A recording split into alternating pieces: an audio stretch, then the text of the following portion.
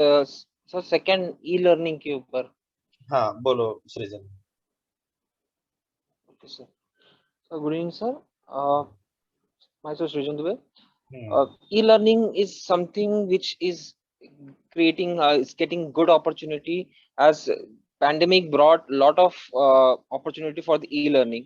As in our constitution also it states that education is a fundamental right according to article 19, and it is also a part of DPSP and fundamental duties. So there are few advantages related to the e-learning sector. Is that first of all, it is very cost effective. It makes education at a it delivers education at a cheaper rate. And second thing is that it reaches the rural sectors and rural areas, and even especially the remote areas. Hmm And third is it gives you the environment of flexible learning, because traditional learnings demands time, and sometimes you have to quit the job also. But in e-learning it provides you the alternative mode to go for flexible learning. And third thing and fourth thing is that it improves, like, from the e-learning platform you can even connect with best faculties from IITs or IIMs. But with this few advantages, there is few challenges coming to it.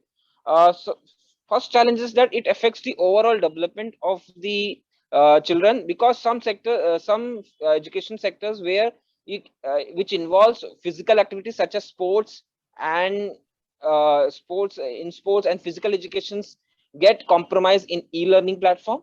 And it also hinders the socialization, as it affects the overall developments. And further it also has some mental issues. It sitting in front of the laptops or the platforms for more than an hour, it affects the eyes and the mental problems of the children.